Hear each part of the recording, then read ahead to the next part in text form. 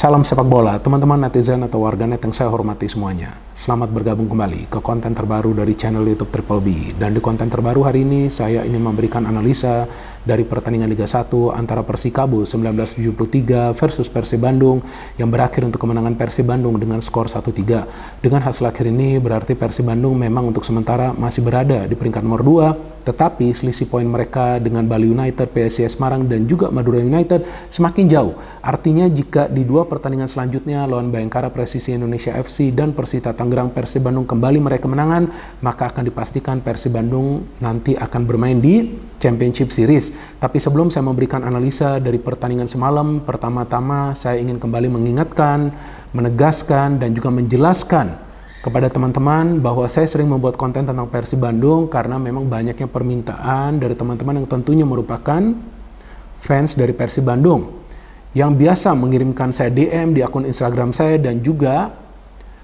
memberikan komentar di kolom komentar dari konten dari channel YouTube Triple B, di mana kalian meminta agar saya membahas tentang Persib Bandung. Belum lagi ketika saya menjalani aktivitas sehari-hari, ya saya sering banget tuh ketemu fans dari Persib Bandung. Ya, contohnya seperti hari ini.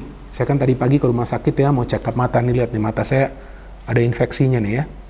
Ini sebelah kiri mata saya ya, ada infeksinya.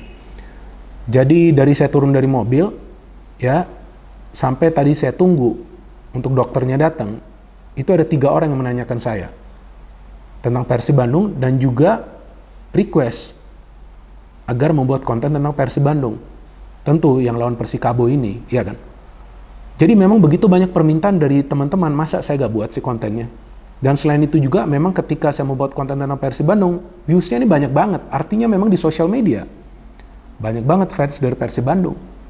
Dan juga yang saya mencermati ya, ini jujur saya mengatakan ya, bukan saya ingin memuji nih fans dari Persib Bandung, tapi yang saya sering membaca komentar dari teman-teman yang merupakan fans dari Persib Bandung, komentarnya itu gak banyak yang negatif ketika saya mengkritik Persib Bandung. Ketika saya memuji ya tentu kalian senang. Tapi ketika saya mengkritik, juga saya tidak melihat kalian ini kesal. Ya, apalagi marah. Ada sih 1-2 orang saja, tapi mayoritas enggak, mayoritas itu senang. Saya mau memberikan kritikan karena memang sesuai fakta.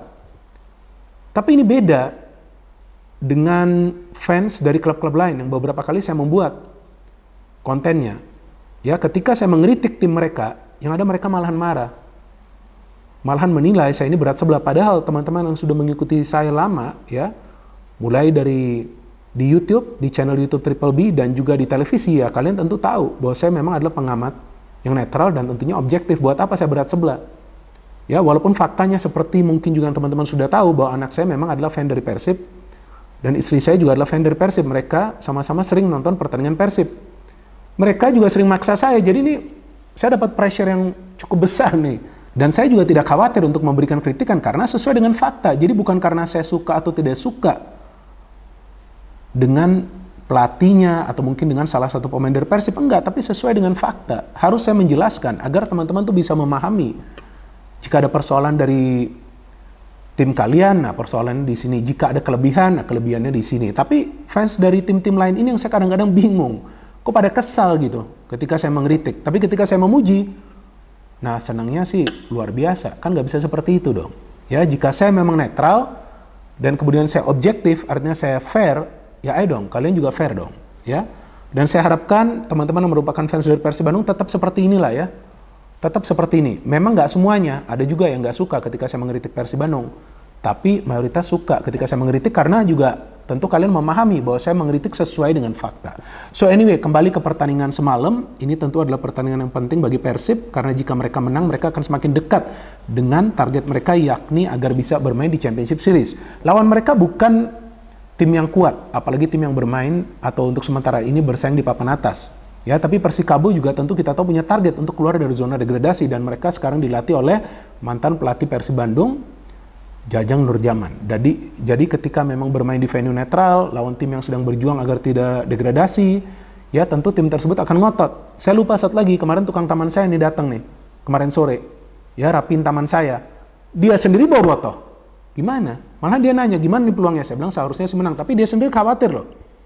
Kemarin sore, saya gak tahu nih dia nonton gak ya ini konten ini, tapi saya gak bohong. Dia sendiri khawatir, wah ini Bung, lawan tim yang mau degradasi nih, pasti mainnya terbuka nih, mainnya gila. Ya betul, mainnya terbuka.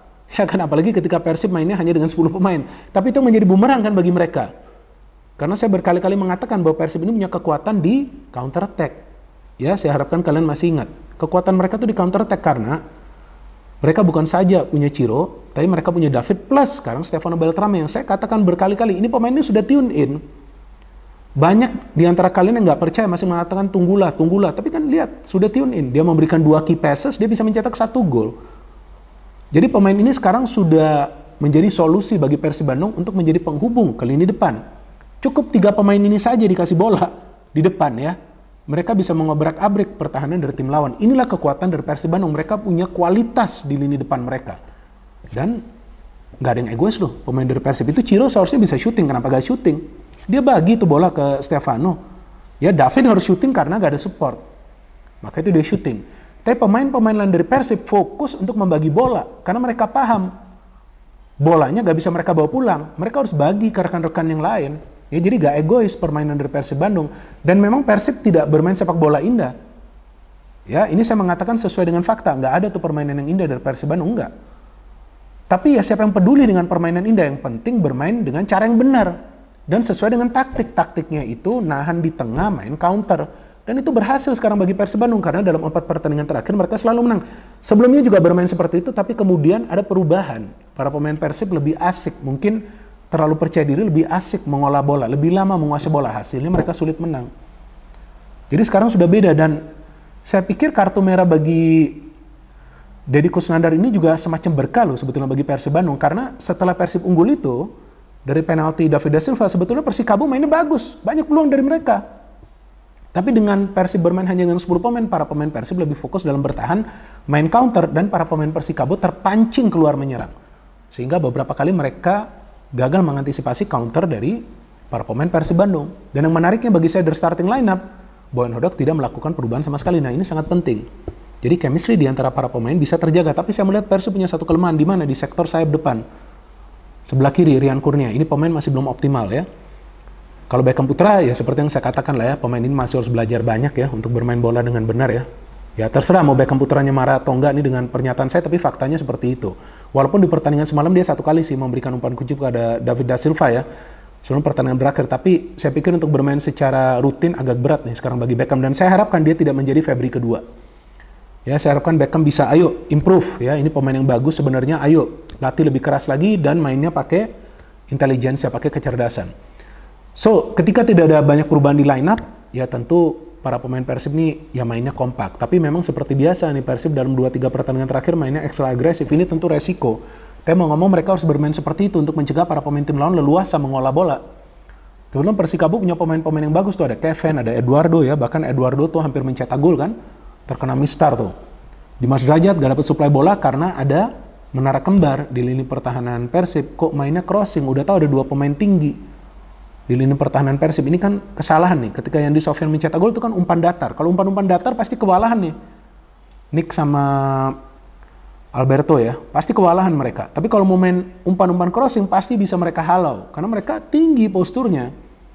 Tapi keuntungan bagi Nick dan juga Alberto, proteksinya luar biasa nih dari Klok dan juga Dedi. Maka itu Dedi dan Klok ini banyak melakukan pelanggaran dalam beberapa pertandingan terakhir. Kalau nggak salah Klok juga nanti absen loh lawan Bayangkara Presisi Indonesia FC. Tapi kan ya lawannya juga bukan tim yang kuat ya. Tapi nggak tahu juga nanti kalau Bayangkara bisa mainnya juga ternyata jadi bagus ya nanti lawan Persib Bandung ya. Jadi Kusnandar dapat kartu merah karena memang tackle dia memang keras. Jadi nggak ada kontroversi dari wasit lah. 2 kali kan dia dapat kartu kuning ya. Sebelumnya di menit ke-14 kalau nggak salah. Tapi Dedi juga sebelumnya kan juga memang mainnya keras ya lawan Persija. Jadi memang Dedi sekarang tampaklah sudah terlahir kembali. Tapi sayang dia sekarang harus absen. Jadi seharusnya para pemain Persib ketika sudah mendapatkan kartu kuning ya harus hati-hati, harus jaga ya. Jangan sampai ini kan kali ini Persib bisa menang. Mungkin pertandingan selanjutnya kalau main dengan 10 pemain belum tentu juga menang. Karena tim-tim lawan sudah melihat cara Persib ini bermain.